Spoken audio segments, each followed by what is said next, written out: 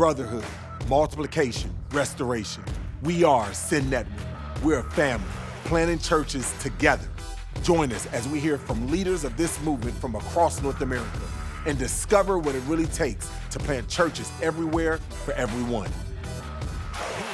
What's up, you guys? How are you guys doing? I am here with Bobby, Ed, and Mike. Micah, is that we're on a first name basis already? Just jump right in, like the best of buds. And I really do appreciate you guys getting on for a few moments. And really what I wanted to just talk about is obviously we're in the midst of COVID-19, right? You know, a month ago, 2 months ago, most of us would have not been able to predict that we would be in this kind of state. You know, we thought it was a pandemic or it was something that was happening for other countries, but it's not something that we would have to necessarily deal with in North America. But 2 months later, we are now in it. We are in it, and it looks like we're in it for the foreseeable future, you know, and for a while. And so that has, and as you guys are on here, knowing that you guys are all missiologists, church planners, practitioners, you know, and one of the things that I recognize is that context matters, right? And so in the midst of recognizing that context matters, you know, with the Sin Network, we've had a lot of different various variety of questions that have come, missiological questions, church planning questions, whether or not it's okay to plant churches. And also some people have seen the fruitfulness actually of going online, you know, and so we're starting to see like the emergence of that, and people are asking the questions, hey, is it okay for us to plant churches online, to stay online, to do campuses online? And so really what I wanted to do is just get us on for, you know, a little bit and just talk for about 20 or so minutes and just say, what are we seeing? You know, we're just kind of like, what are we seeing right now when it comes to the online church? Do we see this as the foreseeable future? Is like, what's going to happen post, you know, COVID-19? And just really just wanting to get some of the people your opinion. So before, if you guys can just give a little background on just kind of your history with the church, and then we can kind of go. Bobby, why don't we start with you? Sure. So my background actually is in business many years ago. In fact, Ed was talking about this degree behind me on the wall here, making a comment about it, but it's not a theology degree. In fact, actually, that one's actually just an honorary doctorate, so it doesn't really mean anything in terms of my knowledge set. So my degree's in finance, though, so I'm not a theologian, but I've been in ministry at Life.Church. I started in 2001, so it's been 19 years that I've been on staff at Life.Church. And my connection to the topic we're talking about is back in 2006, I started something called Church Online, you know, here at the church, and we've done online community and ministry as an online ministry of our church for, I guess that's the last 14 years. And so it's been very much a part of what we've been investing in and doing. And then we take the technology that we make available to do it and share that with other churches. And of course, right now during this COVID-19 thing, that's been a really amazing tool we've been able to provide. I think about 23,000 churches have signed up to use it in the last 4 weeks. And so it's free, but it's a resource that we're trying to use to help churches that are not just trying to get their message online and stream it, but to actually create community and conversation, that sort of thing around it. So that's my connection, my background really quick of the things that I've been involved in. Thanks, Bobby. Appreciate it. Ed, what about you? I planted, depending on how you count, 6 churches and kind of focused in research and missiology for the last several years. I'm on staff of 2 churches, one finishing up an interim at Moody Church, where of course, we've been streaming for a long time. Radio is actually kind of Moody's bread and butter. And then High Point Church was a multi-site church with a lot of online engagement in the western suburbs of Chicago. Came here to the Billy Graham Center from Lifeway Research, where I served to about 10 years there as well. Okay, thank you. Micah. Yeah, so I've been serving the church for about 21 years now. I pastored for a long time in the Kansas City, Missouri area, and served overseas as a church planner in West Africa. And then I worked for Ed for 3 or 4 years, so that's got to be worth some sort of experience there. And then I've been pastoring now in the Chattanooga area for just almost 4 years, right on the border of Tennessee and Georgia. And we put our sermons online, but we actually, since COVID-19 has arrived, we've thank you, Bobby. We've been using the online church platform for the last month. We're one of those 23,000 churches that signed up in the last month. And we've been using it every week to connect with our church community. That is awesome. All right, before we kind of get into the, some of the heart of the matter, I would like to just know, like, based upon COVID-19, what have you guys seen as some of the advantages and disadvantages of just simply the online, being online and the online model? Micah, why don't we start with you, since you're the newest to the game? Yeah, so I think that it has been incredibly helpful, particularly using more than just putting our services online, but actually using, like, for instance, the online church platform, where we can engage with one another through conversations while the service is going on. We've got, a giving module. We've got an opportunity for people to respond and say, hey, I've trusted Christ, that sort of thing. In the absence of gathered community, it has allowed us to facilitate that as closely as possible without actually being in the room, together with one another. And so, our view is we'd still rather be in the room with one another, but in the absence of that right now, it has allowed us to do almost, just as close as I think you could possibly get without actually being in the space together. Yeah, that's good. So, Bobby, you said you've been doing it since 2004 or 2006. What did you? 2006. 2006. So since 2006, what was the impetus of you guys going online, and what have you seen over the years of those kind of advantages and disadvantages? Yeah. So, there's the actual original impetus is a really strange story, but I won't get too deep into it for time. But it was inspired by a pro wrestling website that I owned years ago, back when I was in business, because it was an online community around the topic of pro wrestling, which sounds crazy, but it was a really thriving community of people that would interact every day. And as I became a pastor at the church, it kept going through my mind that surely technology could be used as a way to facilitate community around church, or to create church community. If it could be used for that purpose, maybe we could redeem it or use it in this way. And that initially is what inspired it. When we started it, we were thinking primarily about reaching people outside the geographic reach of our church. And at least that was our mindset, being able to extend to other parts of the earth, to reach people and try to connect people that way. It kind of became a hybrid of several things. It became a way that people that were in our physical communities would come to the church via the online church first and get familiar and experience that and get comfortable with it, and then come step inside the physical doors of our church. In other cases, people that were part of our physical church community might travel and get more, have a job that takes them around and moves them around, and they would stay connected to the church community by using church online.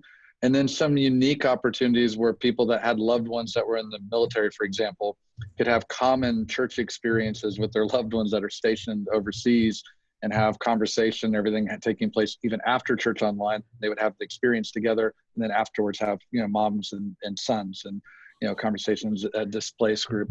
And of course, it did meet that original intent where we see people from all over the world that don't have a connection to a church, possibly even not within the reach of a physical Christian church environment, that church online becomes kind of an avenue for their church community. So those are advantages and opportunities. Disadvantages are kind of what some people would presume, there are some limitations about how you can express yourself, the types of emotional engagement, interaction that can take place in an online context. There's some advantages and some disadvantages to that. There's some ways that's distinctly better, and there's some ways I think that are less advantageous. There's some things you can do with church online that you can't do in a physical church environment, like have a conversation about the message while it's going on, as an example of that. But anyway, those are just a few examples. It's not all, there's pluses and minuses, as you kind of pointed out. Yeah. And as we kind of, the lay of the land in North America or even around the world, how common is this pre-COVID-19? Do you know, are there any data out there about? I don't have it off the top of my head, but it was of large churches, everybody streams, and a substantial number have an online church platform. I should add to Bobby that we also use your online church platform too. So I think you've got a series across the call here that do that as well.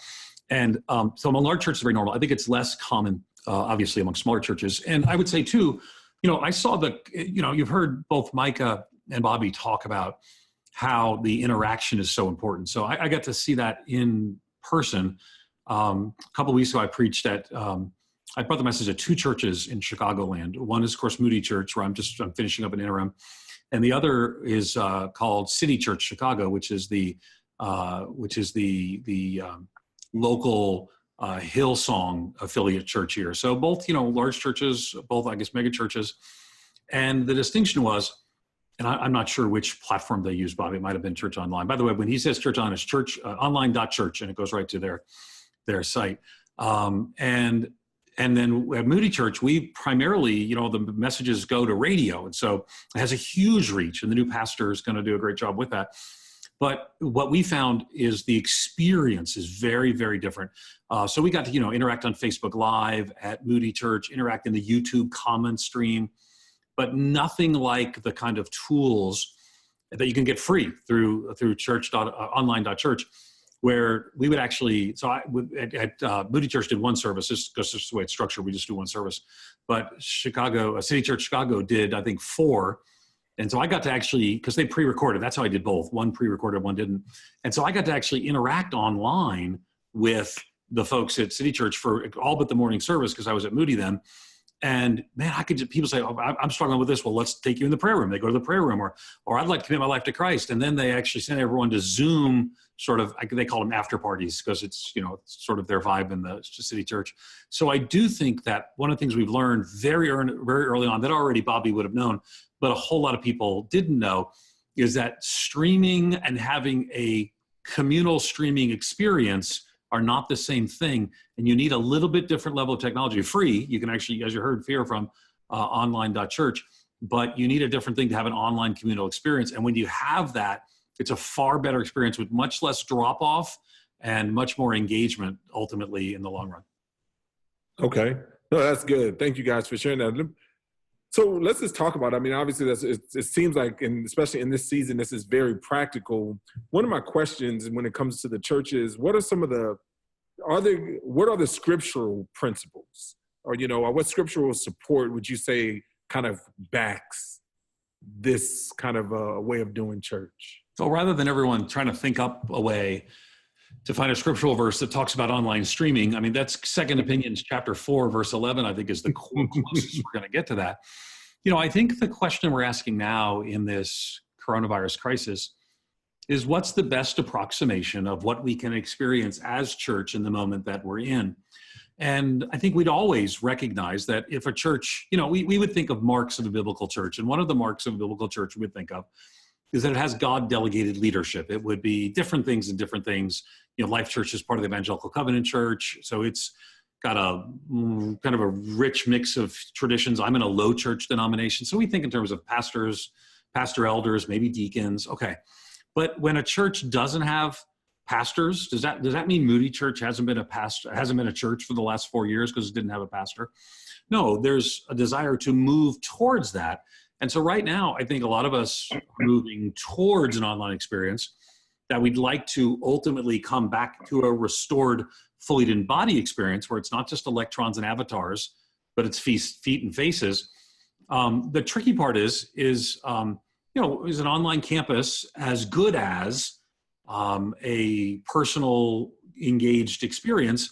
And that people will debate that, but I don't think anybody's debating right now that this is a temporary necessity and the best opportunity we have to stay together as God's people in the midst of that. But I would just go through like marks of a biblical church. I'd look at, they broke bread in Acts 2:42, and they met at house to house in Acts 20:20. So that's the tricky part. I'm not sure how to walk through that. I'll let these guys throw that out a little more than I would. I didn't want to throw anybody under the bus because it's going to be hard to find verses that support online streaming.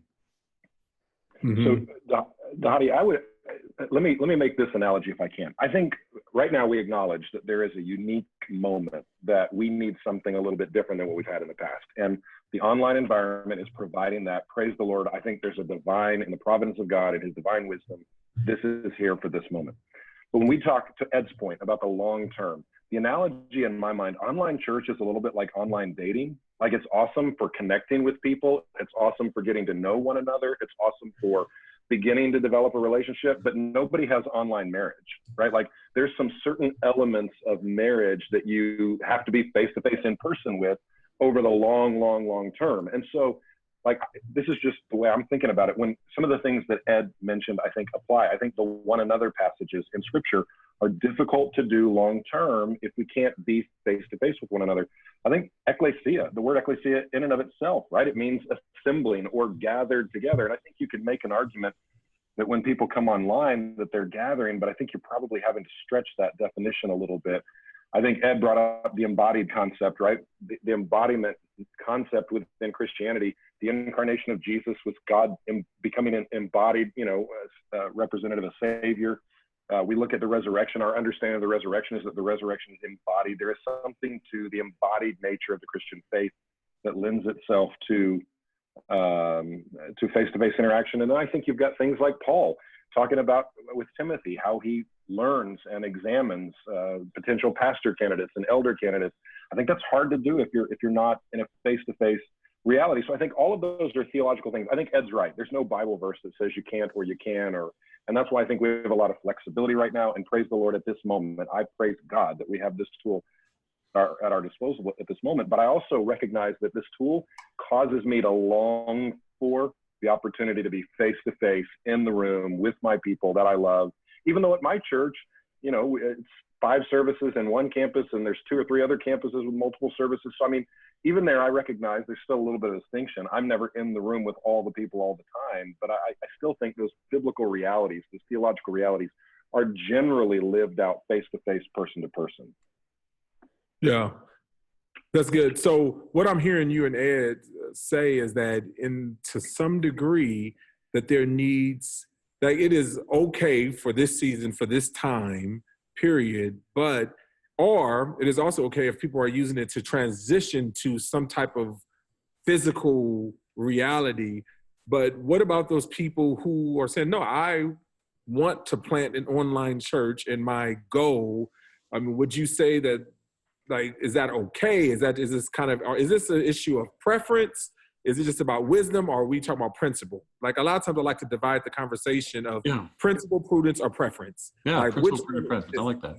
I would say that this is where, Dhati, that different denominational traditions or theological persuasions will have a different view.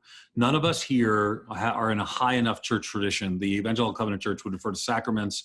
My tradition would refer more to ordinances. But in both cases, it's a low enough church tradition that there are going to be churches in those traditions who are even taking the Lord's Supper while people are distant from one another. If you're like an Anglican, just down the road from me is Church of the Resurrection Anglican, Evangelical Anglican Church, they are not taking the Lord's Supper. They're not taking the Eucharist or the sacraments because they think that's an embodied reality that you can't do online. So I think this is where it gets, and I think Bobby and I have talked about this in other contexts before, is you have to ask and answer the question, how much of a community can you build online? And is that enough for you and your church to feel that your online campus is as valid and theologically rooted as your campus in Naperville or your campus in Butte, Montana? And I'm guessing Bobby will have a more open view that can fully function in that way. And my guess is the rest of us, because of our denominational tradition, would be a little bit more that we would see that as an entree into a deeper community or some temporary substitute. But I could be wrong, Bobby. I don't want to talk for you. If people differ on this, where would you be? Yeah. So, I mean, I highlighted my lack of a theology degree, so I'm not going to try to overly debate it on a theological perspective, but maybe just kind of approach it somewhat practically and how we talk about it. I think it's real. This scenario we're in right now, this current circumstance, is really interesting to me. One thing I think that people might be worth noting is people's presumption, because of our experience with church online and my emphasis on digital tools as a means to reach people, might presume that I have sort of a perspective that physical church environments are antiquated or incomplete, or not incomplete, but just, unnecessary or something. And the truth is, I actually am one that predicts that we will come back strong in physical church gatherings and meetings. There's some people debating whether or not this is kind of the beginning of the end of that, and this is like a blockbuster Netflix conversation going on right now regarding church. And I'm not one that prescribes to that at all. I actually feel like there's inherent human attributes, theology aside, there's just human nature attributes that cause us to want to connect with each other. You can look at through history, and numerous inventions and technology has come and gone. And, the telephone, all these different things were invented that everyone thought was going to displace people and no longer want people to gather together and meet together. And we've seen repeatedly over just the last couple hundred years, even with new advances, how that hasn't changed. People still want to do that. But what's interesting to me is that there were many years ago when we started, there were a lot of theological debates about the validity of church online as a tool. In fact, just even 3 months ago, someone had sent me a pastor, and I won't mention who and where or whatever, but that was preaching about how church online and streaming your message is just so wrong, and fundamentally not just that it wasn't complete, but just that it was almost sinful the way he would describe, the nature of it. I haven't followed up to find out what he's doing during COVID-19, but it's the interesting perspective is now that we're thrust into an environment where you can't, or you're challenged, it's become a tool that most everyone has accepted as the closest approximation or the best effort we can do to not simply have no way of gathering or connecting, but to have some mechanism. And my proposition I put back to people is, let's say when this is over and we have the ability to physically meet in our buildings, the question is, what about those people in parts of the world that don't have that capacity and don't have a pathway to a physical church community in Pakistan, and don't have a pathway, to a Christian community in the environment that they're in because of where they're at? I'm not presuming that's the only people that attend church online. I know it's not, but there are many that do. So for them, is it the best approximation, of community that we can come up with to kind of connect with that community and on a going forward basis, not just during COVID-19? Because it seems like this is a nice little example of all of a sudden our theology sort of aligns briefly out of our necessity of what we're facing and the reality. And then when it goes forward, I just propose that perhaps there's still valid examples of where the tools can be used to connect people together and be the best approximation of the closest we could come with to reach people that otherwise would go unreached. Yeah, we probably know the person who said that bad thing about online. So but let me say too, I think that everyone who there are a very small group who think that the best thing is just to wait so we can, communicate by email, so we can don't call it church online, that those two words don't go together. But Dhati, to get to your question, should we plant online churches? Here's Ed's opinion, and it's based both on some practice and some theology. The answer is yes, we should plant churches that are online now, and for as long as this crisis creates the need for that.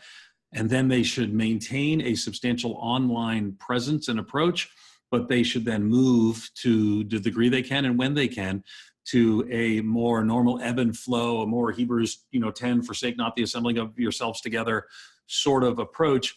Just like, because here's the thing in church planting, Dhati, you've planted, people ask me, because I believe there are certain marks I've written on how I think there are 6 marks that should make up a church. Everywhere and anywhere should have these marks of a biblical church. And we all recognize there are people who have say 9, and there are people who missiologists say 5. But there are marks of the biblical church that should be true in every place, everywhere. And the thing is when a church is planted, one of the things, for example, I think a mark of a biblical church is covenant community. But I sometimes would call the name of the church. The last church I planted was Grace Church in the Nashville area. And Grace Church was called Grace Church before we covenanted with one another. We started having Sunday services. We were still under the authority of another church, or technically we were part of a church in another town. But we still thought of ourselves as a church moving towards creating a church covenant. We didn't have membership yet. I think membership is a normal part of the biblical church process, but we didn't have it yet because we were members of this church that was our mother church. So it's not uncommon for a church plant to start, to call itself a church, to function with as many as the marks of a church that they can function in until they become a fully functioning church. And as we did maybe a year after we began, our mother church was part of us making a covenant together. And we said, now we're a standalone, independent, autonomous church. And so what I would say is start with as much as you can and look towards building to a greater sense of faithfulness, but recognizing that, can a church start without a pastor? Sure. Would a church normally have a pastor? Yes. Could a church start without a building? Sure. So there's 100 things that you don't need that we can start with and then move towards as we try to live the fully embodied experience of church out. Yeah, I guess what I'm trying to ask too, Micah, is I don't think there's be very few people, and I think we've already mentioned that would say that no, don't do anything right now. It's impossible for us to be the church. But the question is for those people, it's like, no, I believe that in this technologically driven society, in this day, I want to do an online church and I want to stay online. And that's what I'm building around that. Is it okay? I mean, it may not be that's what I'm saying. Is it preference, prudence, or principle? Can they plant a church, stay online without moving towards? So your argument is, or your question is, can they plant an exclusively online church? Yes. Always and forever exclusively online. All cards on the table, I would say no. I think Ed's right. I think Ed's point is really well taken. I think Bobby has made a really good argument, and I would agree with both Ed and Bobby on this point. I think what allows for the online reality right now, not just online, right? We all agree that online is good, but we're talking about an exclusively online reality. What allows for it is the necessity of the moment. And Bobby made the argument that there are certain people and certain places globally who the necessity of the moment is not restricted to COVID-19, right? It might be greater than that. And so there's going to be unique opportunities. But I think we all know that here in the US in particular, by and large, that's not something that is exclusively available to people. They have the opportunity to move into community. And when we short circuit the ability for them to move to face-to-face community, I think we failed them. All of us on the panel, every single one of us has said, we have a preference and a desire to be face-to-face, person to person. Now, all cards on the table for my church, we've made a decision not to practice the ordinances. We don't do communion. We're not doing baptism online during this period. Now, if it was going to last years, I mean, that might cause us to go back and reconsider it. And we think there's maybe a little more evidence for baptism that doesn't happen, in the presence of the church community. We can't get our arms around communion or the Lord's Supper. So we're trying to be consistent. We're not doing that. I think you can't, I think that's going to be necessary for somebody to gather as a church. They're going to have to be in the room together, taking communion, and those sort of things can't happen physically. So my argument is no, if that's their exclusive model and plan. And that's why I use the online dating versus online marriage idea, right? So if we're going to use it as an entree, evangelism, introduction, breaking people, it's such an easy way into church community. Praise the Lord for that. Use it, and then see if you can push them into something that's much, much better in the long term than just being exclusively online. That's good. Bobby, I mean, obviously you guys are doing both and you're not just exclusively one. Sure. But what would you say about a church that comes to you and say, man, I really value what you guys are doing and I really want to do this. I think that we can reach, and do, what would you say to that person? Yeah, I mean, it probably, I actually don't really even disagree with some of the thinking that Ed and them Ed and Micah both are sharing. I do think for many, it could be a very great kind of pathway into a physical church community, and it can be used that way probably pretty effectively. It kind of depends on a bit of the missional purpose and the reach. And again, that's where theology may differ a little bit. But if people are trying specifically to reach people in a broad geographic reach and create that community, I do think that can happen. I do think it's important. By the way, it's not just geographic reach to them. Sometimes it's not as evident or obvious, but there are people that are shut in. There are people that have issues that sort of keep them in our own community, in our physical cities, from coming into groups and gatherings on a regular basis because of their health issues that are not COVID-19 related. There are other examples of people that would love to be in a church community but are displaced, but can't, physically gather and meet. So those are some other, not saying they're majority cases, but they're definitely other cases of where the community can be there. What's interesting is there's a friend of mine, I'm drawing a blank on his last name, is in Florida. They created a church that was designed to be an online church for their city, for their specific area. Started as an online only church service. And what happened was it was so popular that it grew and grew, but everybody kept wanting to come to the recording or to the place where it's being broadcast from. So they couldn't fit people in their basement.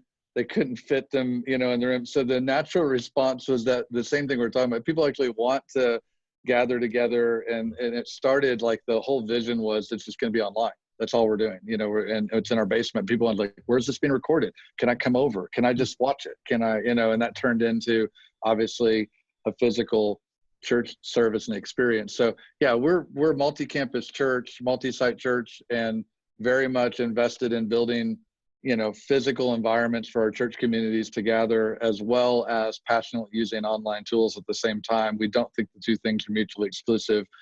We do see how they actually work together in many contexts. And I do think that even if you intend for it to be online only, you're going to have people that want to physically gather together. Even at people that aren't near our campuses, they actually schedule opportunities to get there for their small groups that meet online to physically go to the same city and do a mission trip together, or physically go and connect together. There's also other ways of thinking about it too. Some people can use church online as a way to sort of facilitate a network of house churches. And that's another kind of model for church online, where there are physical small communities that are gathering, and they're using the church online context to sort of drive the teaching or the kind of the sermon content across a network of house churches. So there's some other models I think that also would be interesting that people might want to pursue. Yeah. Fellas, this has been really good.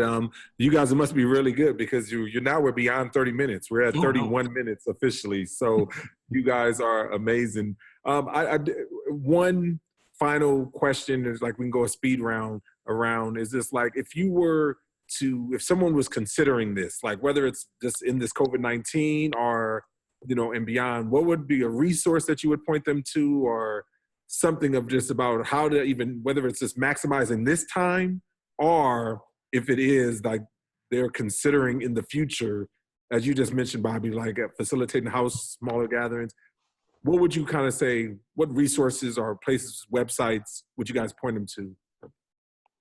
Yeah, I mean, I'll start. I mean, we definitely try to put a lot of resources online, not just about the technology side, but like how we've done church online. So our open.life.church website has a bunch of training resources that talk about church online. We've been doing Facebook Lives throughout this COVID-19 thing to try to answer any questions we can answer. We definitely don't have the recipe or the only way or the only method to do it. Don't proclaim to. Just want to share anything that we've learned or know if it's helpful to others. Phil Cook, I know, has put a bunch of resources together here as well on COVID-19, just assembled all sorts of articles he's put together and other resources he's been, I recommend checking him out if you haven't for some other resources about it as well. But I'm sure the other guys have more. It's good. Ed? Or Micah, go ahead. Yeah, so I don't have specific resources related to the online church concept, other than to say that if you're looking for this, I really would recommend online.church. As I said, we've been using it. It's been a game changer for us. But the two books, and so, I mean, Ed's here. I'm going to mention his book, Planting Missional Churches, but Center Church by Tim Keller and Planting Missional Churches by Stetzer. The two best, I think, two probably most helpful to help you think through a missiology and a theology of what you're going to do when it comes to why you want to plant, how you're going to plant, that sort of thing. So if I could drive people to think more deeply, than